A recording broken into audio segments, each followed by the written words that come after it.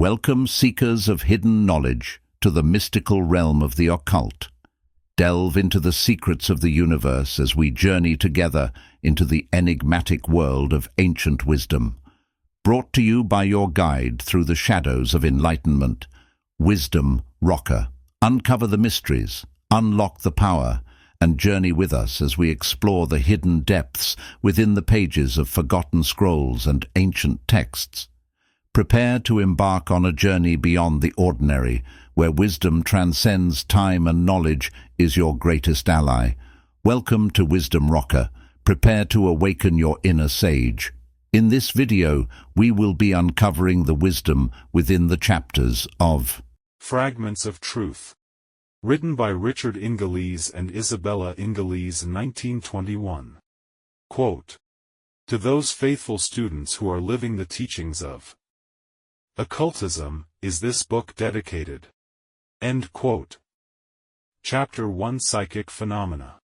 Phenomenon challenges man's curiosity, even when it does not permanently hold his interest, and death has always been the chief phenomenon of his observation. From the time when the first mother gazed, through her misty eyes of tears, at the dead body of her child, and sought to follow, into the silence and darkness, the animating principle which had made that body so dear to her, man has fitfully tried to penetrate the misty veil, in order to ascertain what has become of the unwilling pioneer of the shadow world. At all times some souls have sought to solve the mystery of life and death and to prove if there is anything in man that persists after the body becomes cold and dumb. Both profane and sacred history record that, in every period, some thinkers have believed in the immortality of man, and have endeavored to keep in touch with those who died, while the priesthood has ever sought to discourage or prohibit this public practice. To the inquiring mind, this would seem a strange position for priestcraft to assume, since any discovery would tend to support the contention of the priests. Therefore, a thinker must conclude that such investigations would either ultimately destroy the religious orders, or that the priesthood had esoteric knowledge on the subject that proved the practice inimical to the investigator. The occultist says there is truth in both alternatives. Old wine in new bottles.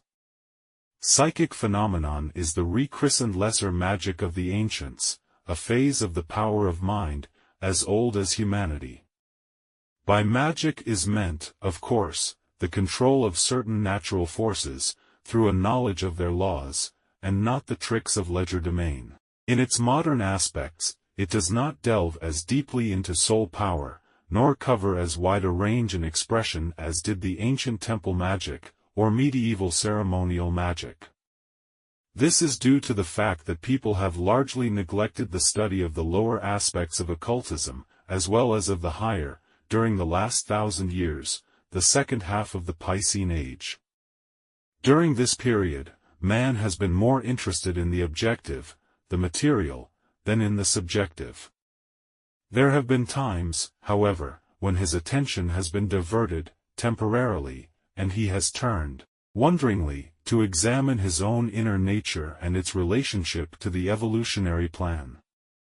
Modern psychic phenomenon, like ancient Jewish psychism, is largely, though not exclusively, confined to necromancy, but with this difference: at present, either the Ouija board, or automatic writing, often takes the place of a medium, for there is a distinct tendency, in this age, to individualization and to acquire knowledge without the intervention of intermediaries. Necromancy, however, is always the same in results, whether it be produced through a medium, as in spiritism, by the help of an Ouija board, as in modern parlor pastime, or as practiced in ancient demonism, or through blood sacrifices, as in voodooism and in devil worship. Broadly speaking, modern psychic phenomenon, of this class, is embraced in 5 general groups of manifestation. First, inspirational writing and speaking. Second, visions, premonitions, phantoms and phantasms. Third, clairvoyance and clairaudience, yoga and crystal gazing. Fourth, psychic healing. Fifth, physical phenomena. In discussing a topic of this kind with the general public, a student of occultism is somewhat perplexed how to proceed because of the infinite complexity of the subject. The grossly materialistic, the mercenary religionist and the credulous creedman will, perforce, deny the actuality of the phenomena. It is, therefore, useless to waste effort in those directions. The reader, the thinker, the investigator must acknowledge the facts of the phenomena even though they may doubt the various explanations given to account for them. The divergence of opinions has greatly narrowed, during the last 50 years, until there may be said to be but three remaining explanations, namely, fraud, spiritism and occultism. It is admitted, by all investigators, that fraud runs through much of the phenomena, but it is equally true that there is a residuum wherein neither conscious nor unconscious fraud exists, and this becomes more and more evident as the accumulation of evidence multiplies. The chief differences in opinion between the progressed spiritist and the occultist are these: the latter maintains that some phenomena are produced by intelligences less than man, under man's direction, some by the subjective mind, either of the medium, or of the investigator, or of both cooperating, while still other manifestations are by incarnated egos who temporarily and voluntarily operate, at times, out of their physical bodies for the purpose of producing such phenomena. This was particularly true in the third quarter of the 19th century. Then materialism was aggressive and theology was rapidly being destroyed by facts, and with it much of the innate religious convictions of men. To counteract this, some of the religious, occult brotherhoods, notably those which are the souls of Buddhism and of Brahmanism, respectively, as the Society of Jesus is the soul of Catholicism, resolved to use their knowledge of magic for the purpose of awakening an interest in matters pertaining to spirit. Some of those occultists, therefore, attended, subjectively, test séances, especially those in which learned Occidental scientists were interested, and there produced a higher and a more marvelous class of phenomena than is usually now seen. This was convincing, to many of the investigators, and thus an impetus was given to spiritism, which is destined to aid in destroying materialism. It is true that, through their investigations, many individuals have suffered and others will have cause to suffer, but the movement was not originated, merely accelerated, by the occultists referred to, on the theory that a legitimate end justifies the means, a proposition which does not meet with the approval of all esotericists. All psychic phenomenon is produced through the control of certain natural forces, whether the producer be an occultist, an excarnated man, or an elemental. The law, of course, is the same and is sometimes used by evil entities, selfishly and malignantly, often by practical jokers, mischievously, for death does not change the nature of a man, and still more often by the mentally vainglorious, who desire to be worshipped and to direct the affairs of others, as so many do while incarnated, and, occasionally, by occultists for an unselfish and higher purpose, as narrated. If one is resolved to make a personal investigation of these dangerous matters, it is well to heed St. Paul's warning and try the spirits. One is at liberty also to investigate whether, or not, arsenic destroys life. Some persons have found that, in small quantities, it does not; in larger quantities, it does; that some forms of life, human or otherwise, resist the poison better than others. One may adopt the conclusions of scientific investigators, in either of the cases cited, or follow to satiety the rounds of phenomena and of experimentation. It does not require a highly trained intelligence to produce phenomena in modern spiritism. The essential element is passivity, the yielding of one's body, brain and mind to any chance intelligence who cares to manifest through those center. The word mediumship connotes a higher, or a stronger control. The medium, having temporarily yielded his body to another entity, is seldom in a position to observe the phenomena produced through it, and, therefore, personally, can learn little through such an experience. Investigators can, through physical observation, watch the phenomenon of obsession but cannot actually know the method by which it is accomplished, nor the identity of the operator, unless the investigator, himself, has clairvoyant powers to observe, on the subjective side of life, the operating entity and his procedure. Therefore, the investigation of psychic phenomena, by either mediums, or non-clairvoyant investigators, is unreliable and unsatisfactory. It is true that the medium may excite the wonderment, or the admiration of some people, through the display of his easily acquired powers, or make a precarious living in that manner, or give temporary comfort to those who receive messages from real, or pretended, departed friends, and, if any of these is the motive for mediumship, then no one has the right to question it. But if the effort is to obtain facts, ultimate truth, a better way must be found. It may not be out of place to give a word of caution to persons now contemplating entering upon mediumship. The history of Spiritism, since its recrudescence in 1849 with the Fox sisters, is not such as to encourage mediumship. In the vast majority of cases, in which genuine phenomenon is produced, is found a rapid impairment of the body and of the intelligence of the medium, and the greater the phenomena produced the quicker the deterioration. Nor is physical injury the only thing to be feared, for often, with the bodily havoc, there is an equal moral degeneration. The reason for this is not hard to understand when it is learned how phenomenon is produced. The law of psychic phenomenon, as observed from the occult side, is, phenomenon is produced by the self-directed magnetism of the operator acting upon the tractable magnetism of the body, or thing, through which the phenomenon occurs. The human, incarnated ego has a physical body which it moves at will. The ego is a more intangible entity than its body. How, then, can it control its physical counterpart? The occultist answers, through the red corpuscles, or magnetic portion of the blood. The magnetic force of the ego, acting upon the magnetism of the blood, forces the blood magnetism over selected nerves, causing them to automatically act upon the muscles and these, in turn, upon the bones and flesh. Thus an arm is raised or lowered. Again, apply this law to moving a table. The particles composing that piece of furniture are held together by the magnetism that is inherent in the atoms composing the wood. If the wood were completely demagnetized, disintegration would take place and the table would crumble into finest powder. The man not only controls his own magnetism, arm and hand, but also the tractable magnetism of the atoms of the table, and thus there is exerted magnetic and mechanical force, controlled by mind or will.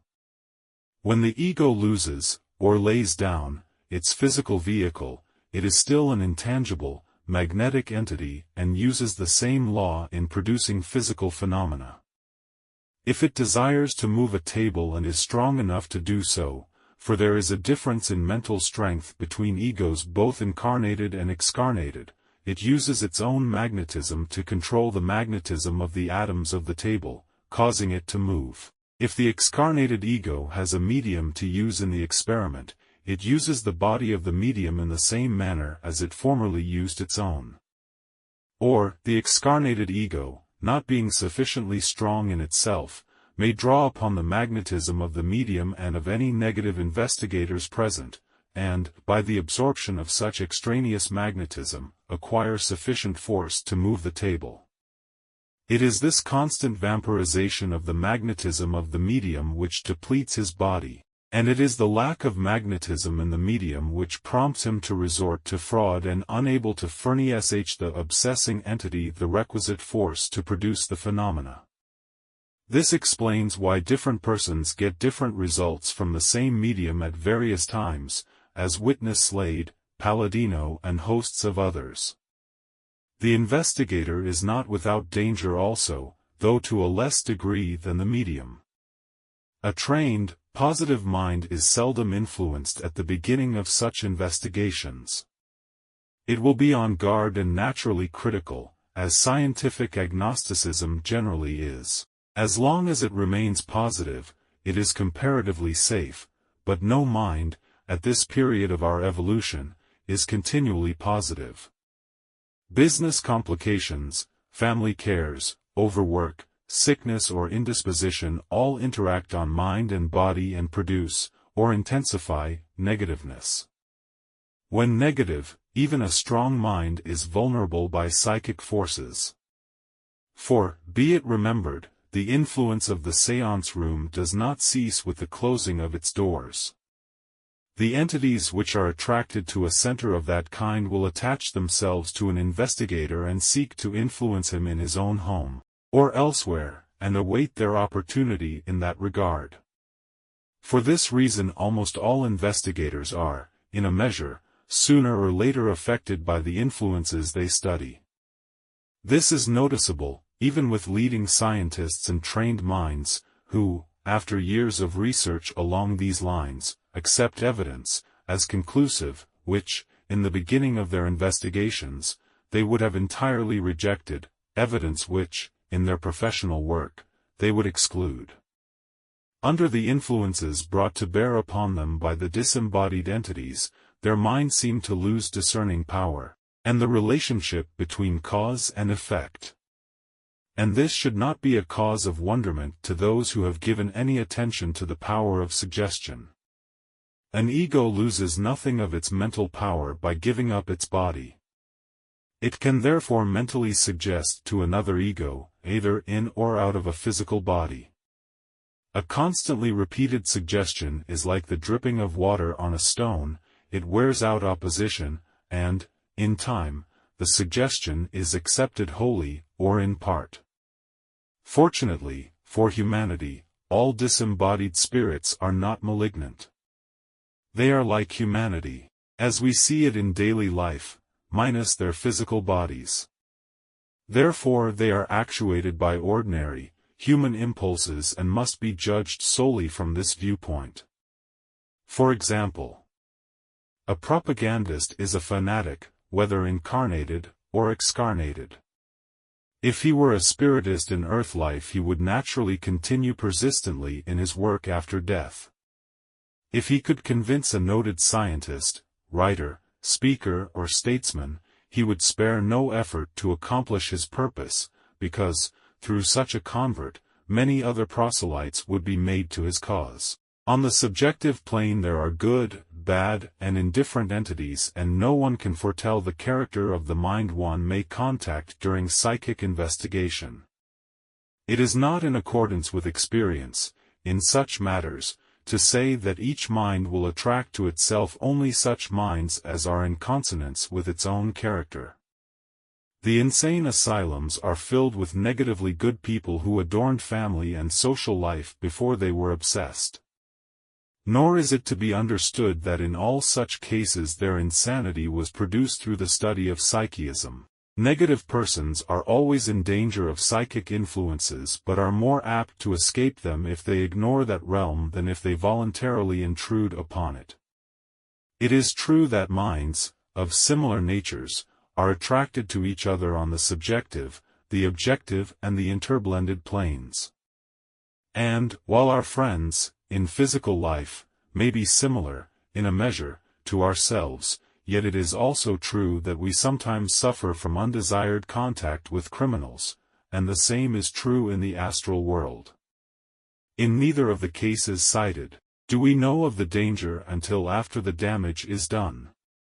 Possession and obsession are but varying degrees of the same condition, the partial, or complete control of one mind or body by another mind. And it may be interesting, viewed from the subjective side of life, to see how this is accomplished. The obsessing entity approaches its victim and studies his character, which is indicated by the victim's aura and the pictures contained therein. The obsessor works upon the victim's weaknesses.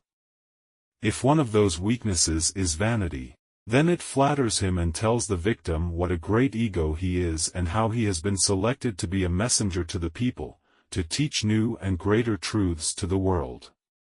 Or, if love is his vulnerable side, then the victim's love nature is appealed to and the obsessor poses as a child, a parent, or a lover, and, through the victim's human emotions, wins his confidence.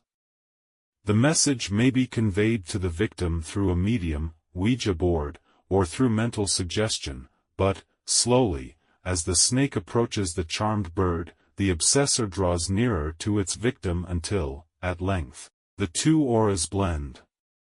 Little by little the victim's hand and arm may be controlled, as in automatic writing, until soon, if the practice is persisted in, the mind, will and body of the victim comes under the dominion of the obsessor to do with as it wills.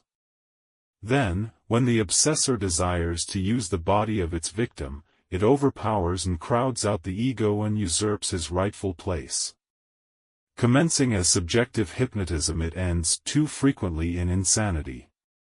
Obsession may be guarded against by observing a few common-sense rules. First, never undertake psychic investigation until duly equipped for the work. The proper method of preparation will be given later. Second, cultivate a positive, mental attitude at all times. This does not mean to be aggressive, but to have a calm reserve and watchfulness of all mental processes. Never drift mentally, but, consciously direct the mind along any selected line of thought. In other words, practice concentration at all times.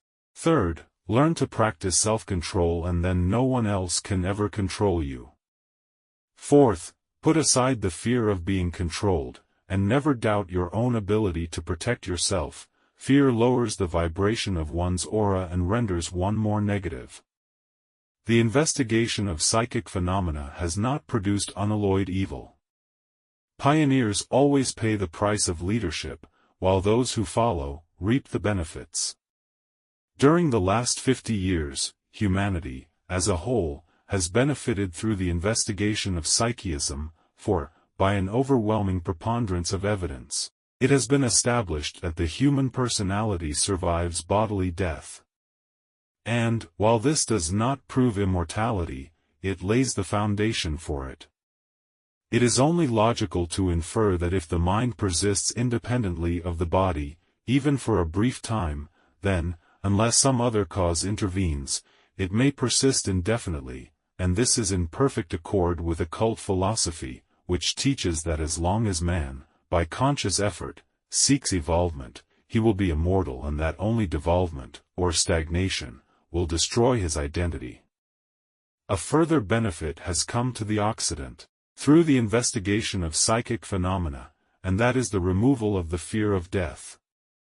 The old theology, of the West, painted death so horribly, and so forbiddingly described an inane heaven and a gruesome hell, that both the transition and the post-mortem states of existence filled one with fear. Man is prone to believe that which he desires to believe, and many men gladly accepted the alternative view of the materialist, that death was annihilation. But now the Occident begins to know what the occultist has always known, that death is but a change of consciousness, a passing from a denser into a finer form of matter. There is, undoubtedly, much of value to be learned through the proper study of psychism, but, so far, the results seem negligibly small compared with the effort and the cost, not only during the last 70 years, but through all the weary centuries of man's evolution on this planet, for we are still but tasting the old wine from new bottles. Physicists have carefully investigated modern necromancy, but have any new laws of physics been revealed to or through them? Chemists have investigated, but has the world been enriched through new facts revealed to them by subjective entities? In turn, all the learned professions, arts and sciences have furnished votaries to the cult, but the spirits have added but little to the store of human knowledge. Why? We have collected an amazing mass of platitudes and of chatter, but no substantial revelations. Why? Is it because man becomes less intelligent as he gains experience and broadens his vision? That is not in accordance with past observations. The channel of communication between the two worlds seems to be open, and no prohibition seems placed on spirits to speak either wisely or foolishly. In the absence of any other satisfactory answer to these questions, may we not accept, as a possible explanation, the teachings of occultism on this subject? Occultists say that when a man dies, he is drawn by gravic force to that state, plane or subjective world, corresponding to his general vibration, or character. That the less developed characters and intelligences are, therefore, earthbound, because the first subjective plane is denser than the others. The more highly developed man, therefore, quickly passes through the first subjective plane to other and better states, leaving the undeveloped men and angel guides, to contact this world of ours and to blindly lead the blind. Is it not possible, then, to reach higher intelligences, to contact finer, inner worlds and to gain valuable information? The occultist would answer, yes. There is always a proper and an improper way of doing everything. And there is a successful and an unsuccessful method of studying psychism, of investigating psychic phenomena. There has always been a higher and a lower occultism, a greater and a lesser magic. Aaron had studied this subject well and did not hesitate to compete with the Egyptian magicians of Pharaoh's court, and, by reason of his greater knowledge, overpowered them. By the study of occultism, the occult may be mastered. All explorers, who go into an unknown country, first seek to learn what they can about that country, and, particularly, the dangers to be encountered there. Then, protecting themselves, as best they can, and, having made all provisions that foresight may suggest, they enter upon their quest. A like procedure is a sensible one in the study of psychism, or lesser magic, but, probably the unwise will, in the future, as in the past, rush in where the wiser ones cautiously tread. Before a student of occultism enters upon an investigation of necromancy, and of other branches of lesser magics, for there are other branches, he first studies the art of concentration. Having the theory well fixed in his mind, he commences the practice of specialized concentration upon the free cosmic forces which surround him, particularly the positive force of cosmic blue. The correct shade of this color can be seen in the current leaping from pole to pole in a static machine, or where the trolley makes an imperfect contact with the wire. As has been shown more fully in The History and Power of Mind, concentrating upon a cosmic force draws that force into the human aura. If the force is of higher vibration than the aura, it will raise the vibration of the aura to its own rate. No malignant or ignorant entity ever vibrates as high as the color mentioned, therefore, it would be as impossible for an entity to obsess a person whose aura vibrates that color as it would be for glass to cut a diamond, for the higher vibration repels the lower, and even Paul became blind in the presence of an angelic being. The student whose aura is normally vibrating electric blue, is not only invulnerable to psychic influences, but is prepared to contact the higher planes of the inner life which correspond to that color, by reason of synchronous vibrations. The next step for the student is to develop independent clairvoyance and clairaudience, by concentrating upon the electric blue force, before mentioned, and later, upon the yellow cosmic force. When these forces are condensed in the two ganglia of the brain, known respectively as the pineal gland and the pituitary body, the vibration of these ganglia is raised until they function as inner vision and inner hearing. Having acquired the ability to see the inner worlds, the student now looks down upon the first subjective plane and studies the psychic forces there at work, much as a person looks down from an upper window on the street below and watches the madding crowd. Stepping behind the scenes and looking through the eyes of the student of occultism at the actors, producers of psychic phenomena, and their work, the first thing that impresses one is the seeming inextricable blending of truth and falsehood. A total falsehood soon dies, though it may cause much destruction and sorrow during its brief life. But a lie, which is half a truth, gains power and vitality by reason of its truthful element, and, therefore, its life is longer and more dangerous. The lowest class associated with Spiritism is composed of tricksters, who pose as mediums, and, through sleight of hand, or mechanical contrivances, beguile the untrained investigator until they are either self-exposed, by carelessness, or crude effort, or are exposed by a careful observer. These imitations of mediums bring derision to the movement, which they misrepresent, and but little profit to themselves, since they are soon driven out of town, as common frauds, by the authorities and, becoming compulsive itinerants, never again acquire a serious following.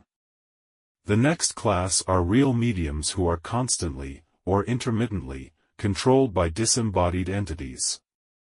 But here again truth and falsehood blend, for many mediums, abandoned by their former controls, or, unable, for a time, through physical depletion, to furnish the controlling entity with the requisite magnetism, resort to fraud to hold their followers. This is so confusing to the non-clairvoyant investigator, who is attracted by the actual phenomena and repelled by the fraud, that he often abandons the entire study in disgust.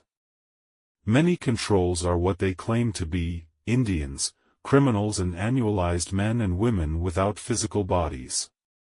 Some are of the ordinary run of humanity, who have never progressed much along intellectual, or ethical lines, in their late lives. Others are materialists who are earthbound, because of their mode of thought, but help to compose that motley throng who cannot rise to higher planes and are contented with using the minds and bodies of those left on earth. Occasionally, there are sincere souls, who, unwisely, seek to use a medium to send comfort to the dear ones left behind, but, whenever this effort is made, it is usually followed later by messages from impersonators, with ulterior motives. And last and worst of all, are the various grades of devolving egos, those who are hopelessly depraved and destructive, who are on the downward path to annihilation, for all destructive centers, sooner or later, destroy themselves. When watching the kinds of phenomena produced, one is again confronted by the real and the imitation, the true, the false and the compounding of the two, and this is particularly the case during the examination of the first four of the enumerated classes. Inspirational writing and speaking belong to the highest order of psychic phenomena, because they blend into true inspiration, and here the line of distinction sometimes becomes very thin. In these cases the intelligence of the medium must cooperate with a secondary intelligence, not necessarily that of a spirit, or of an individual, for, in true inspiration, a connection between the medium and the universal consciousness may be made. Most of the sacred writings have come to the world in this way, and, therefore, are called inspired. Someone, keenly sensitive along spiritual lines, receives from divine consciousness, God, certain ideas, or sometimes words, and these are transmitted to others through speech or writing. And this, in a lesser degree, is true of all the greatest writers of the world. They are people who have not necessarily received their ideas from other intelligences, but who have been able to attach themselves subconsciously to the universal consciousness and to receive from it ideas, phrases, and sometimes whole treatises. For example, Tennyson said that sometimes couplets came to him complete, and all that he did was to commit to paper that which floated into his mind from the ether. And was it not Byron who said, "I lisped in numbers, for the numbers earner"? This does not necessarily mean that those poets were communicating with spirits. It was more probable that their subconscious minds were connected with the literary current in the universal consciousness and, through it, received an inflow of ideas and, their minds being rhythmical, they expressed those ideas in poetry. This kind of inspiration is much more rare than are cases in which the secondary intelligence is that of an individual. It would not be fair to discuss psychic phenomena unless this aspect were included in the discussion, though, strictly speaking, it belongs to higher magic, or occultism. The mere mention of it, as a possibility, opens the door to subsequent imposition, so excarnated entities, spirits, may try to pose as deity and impose upon sensitives who are experimenting along the line indicated. But there is a safeguard for the student. Even though he be not an independent clairvoyant, in true inspiration there never is a magnetic or psychic control, either mental or physical. True inspiration is, as the root words indicate, a breathing in, an absorption of ideas, expressions, or both, and there is no danger of obsession but, instead, a great benefit and uplift is given to the speaker, or writer, who is able to consciously tap cosmic consciousness for his source of supply. And it should be clearly understood that the tapping process is done through concentration, effort, and intellectual preparation. It is not a gift of God to be bestowed upon passive, negative, ignorant individuals. There is no royal road to inspiration, learning and success. In Spiritism, the large majority of inspirational writers and speakers do not derive their power from cosmic consciousness through their own efforts, but passively receive it from excarnated minds, and this invariably leads to a lower form of mediumship, on the one hand, and to possession, or obsession, on the other. When the obsessing entity desires to use the hand and arm of its victim for automatic writing, it merely crowds out the medium's ego from that portion of his body, and substitutes its own magnetic member in the vacated physical arm and hand of its victim, and, after enveloping the body and brain of the now passive medium with its own magnetism, it writes whatsoever it will, using the borrowed member of its victim as if it were its own.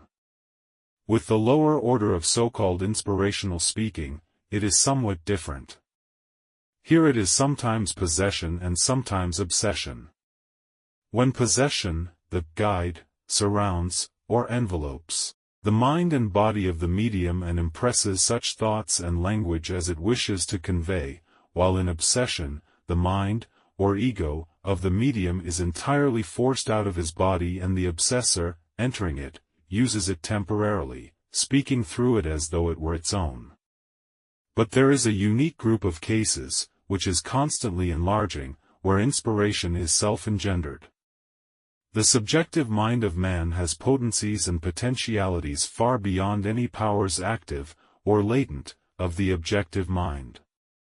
As man develops, his subjective self comes more and more into evidence, and when he has gained self-mastery, or dominion of the objective self, he uses his illimitable storehouse of memory and of knowledge along any desired line. At this point, in the race development, we sometimes see fitful evidences of the awakening of subjective minds. As a source of inspiration in speaking, it usually manifests by impressing its objective mind with the expressive word, apt illustration, or correct explanation, in such a manner that often the speaker and his audience realize that he builded better than he knew. In writing, the subjective mind, at times, impresses upon its objective self entire plays, poems, and stories. Characters seem to float into the objective consciousness, not as mental creations but as actual human beings. And here again let it be noted, as a test of this aspect of psychological power, there is never attached any extraneous, magnetic, or psychic control, either mental or physical. In the second enumerated group of phenomena, visions, premonitions, phantoms and phantasms, is another bewildering mixture of mental auto-activity and induced activity, the source of which is varied. Again reverting to the subjective mind, it is found that it plays no small part in premonitions and in visions. Coming events, both good and evil, cast their shadows before, because they are largely self-created, and are psychically attached to their creators. Having originated on the mental plane, the subjective self becomes conscious of them as they approach materialization. Sometimes the subjective mind succeeds in implanting, in its objective mind, a picture of an approaching event. Sometimes it is merely an impression, more often merely an unformulated idea, or, as it is more popularly known, a hunch. Divine consciousness, at times, in a man's tranquil moments, and often when he is passing from, or into, sleep, impresses him with a prophetic knowledge of matters which affect him directly or indirectly. These impressions may, or may not, be in pictures, and are never accompanied by spirit control. In both classes of cases mentioned, the vision, or the premonition, nearly always becomes an actuality, in time. And the more carefully men adapt their lives to this source of information, the greater will become their receptivity to further knowledge. The denizens of the deceptive realm also produce a large number of visions and premonitions which beguile, afflict, or entertain psychic investigators, sensitives, psychics, and ultra-passive, or negative individuals. Through telepathy, the excarnated entity implants pictures, or impressions, upon the unresisting mind of its victim. In fact, it is often by such means that one's attention is at first attracted, and, later, held by such pictures, or thoughts. And this is but one of the many devices used by the astral charmer. The more frequent the practice, the weaker becomes the will of the victim and the stronger the power of the obsessor. It is needless to add that such visions and premonitory impressions are uncertain, depending upon the good, or bad, judgment, and the actual information of the entity who produces them. If a phantom is understood to be a fancied vision, an unreality, a thought picture, then the sources of phantoms are many. The astral world, the first subjective plane, is a limitless picture gallery. In it are all the photographs of the acts of men. These pictures float into the vision of the sensitive, the negative, and the developing psychic, and are, largely, useless time killers. To indulge in this form of astral moving pictures, is but to encourage greater passivity, and to throw open wider the doors to psychic influences of the mediumship sort. These influences are not slow in taking advantage of such opportunities and soon commence to implant, through their power of suggestion, their own thought pictures into the minds of such sensitives, changing the curious investigator into a conscious or, perhaps, an unconscious medium. There are also phantoms which are the pictures of each man's individual past, photographed in his own photosphere, or aura. When he can, through concentration and conscious effort, recall these phantoms, he can connect his present with his past and wisely build his future. It is only an independent and trained clairvoyant who can always distinguish between a phantom and a phantasm.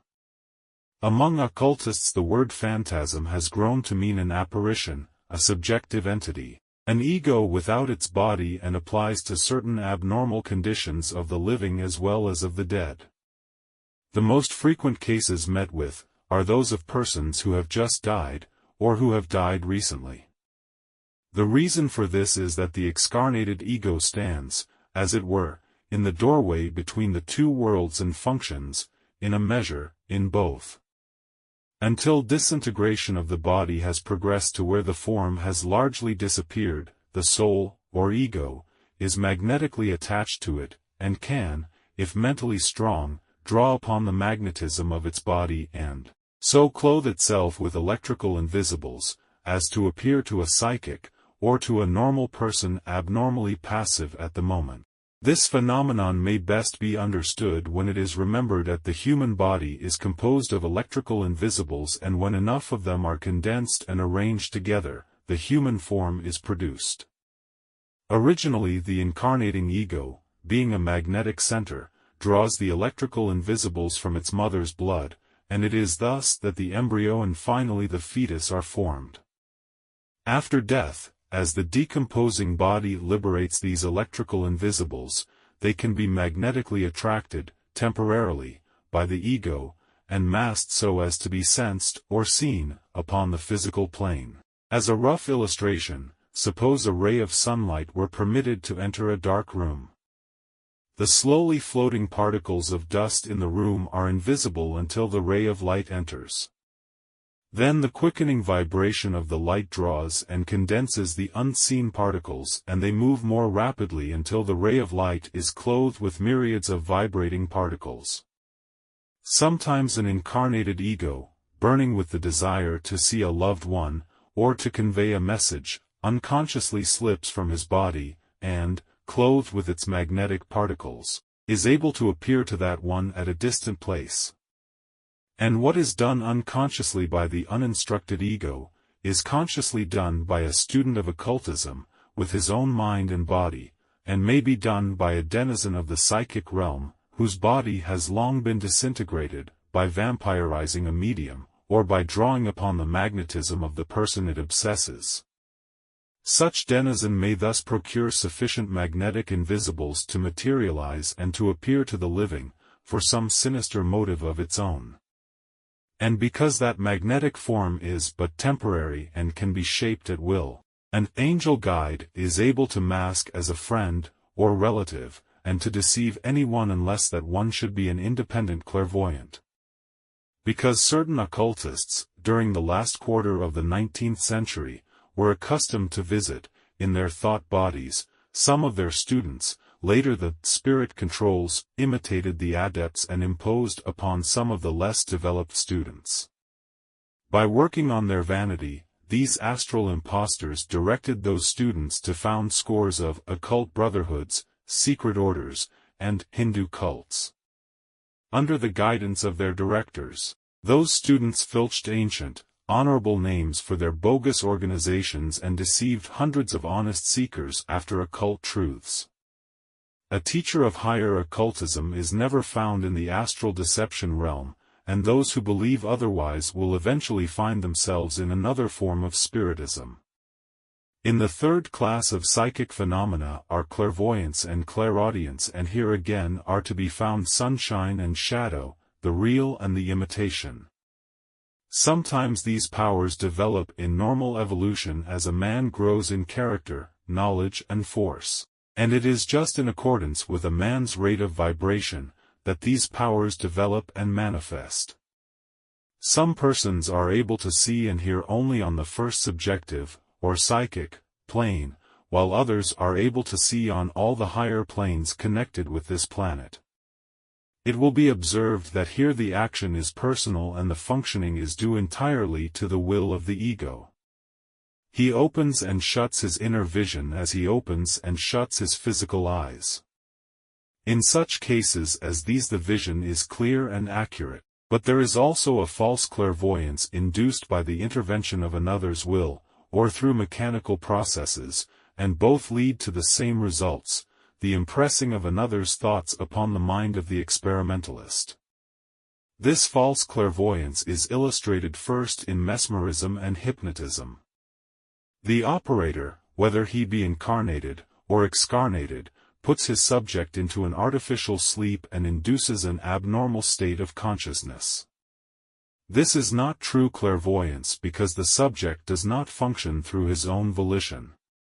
During an artificial sleep of this kind, the operator may force the subjective mind of his subject from its body and send it to any point, or place, upon the earth, and while the subjective and objective minds of the subject are thus separated, the subjective mind wirelesses to its objective mind such messages and describes such scenes as the operator desires or suggests. And the objective mind of the subject, who is still in its body, repeats the messages from its subjective mind to the operator. Then there is an artificial sleep produced through what is called self-induced hypnosis. This is when an experimentalist, through the use of a crystal, or revolving discs, or a brilliant object suspended before his eyes, produces a self-induced sleep. While in this abnormal condition the body and brain of the experimentalist becomes an easy prey to any passing entity who may choose to use it, and the scenes that he describes and the messages he may give, while under this influence, are entirely undependable and perhaps absolutely false. A third method of producing unnatural, or false clairvoyance is through yoga practices, which bring about physical and psychical disturbances. This is done by changing the polarity of the brain and reversing the natural circulation of the blood. Here again there is a lower psychical power developed, which is more, or less, under the control of the experimentalist, but it is also true that this practice opens the way for other entities to enter and control the unhappy victim, as has been seen in innumerable cases of the practitioners of that art in America. In the fourth class of cases, again there is the usual admixture of the higher and the lower magic. This is called psychic healing. The occultist says such healing comes either from divine mind as an automatic response to the intense and continued desire, or demand, for health from the invalid, or, from some conscious and expert manipulator of the cosmic currents. In rare cases they may be directed by a higher, disembodied intelligence from the upper, interior planes of being. It is true, however, that the denizens of the deceptive realm sometimes, by the power of suggestion, cure imaginary diseases. But they usually exact, as an unmentioned price for their services, the right to direct, or control, that individual in the future. The fifth class of cases, physical phenomena and trance mediumship, is usually psychism of the lowest order, for here the operators are generally earthbound spirits. Trumpet sounding, table tipping, slate writing, fortune-telling, messages, materialization, etc. are produced by astral entities using the body and the magnetism of the medium, or of those, combined with the collective magnetism of the investigators present. There are rare cases, however, where such phenomena may be duplicated by an embodied occultist, using elementals for his purpose. But no person, unless affected by psychic influences, could imagine a higher intelligence condescending to indulge in such astral legerdemain and horseplay as are seen in many séances. In the case of messages, they are both unreliable as to source, and undependable as to fact. It is true that in some of the so-called test messages, facts, supposed to be known only to the investigator, and to the excarnated person, are sometimes given to prove the identity of the sender of the message. But this is not necessarily conclusive evidence, because the communicating, disembodied entity can read in the subjective mind of the investigator the facts it is narrating to prove its identity. The subjective mind is the abode of permanent memory. All experiences, all impressions, all thoughts are photographed therein. A circumstance may pass from out the conscious memory of the objective mind, but remains a subconscious picture within the higher mind. So, the apparent test is no test at all, and the only reason people are impressed with such phenomena is because they have not studied psychology. A little knowledge of occult philosophy would soon reveal the apparently marvelous messages and psychic phenomena to be very ordinary but dangerous psychic intoxication. Old wine in new bottles. Is it not almost time for a voluntary psychic prohibition movement? Thanks for watching the Wisdom Rocker. Don't forget to like, comment, and share.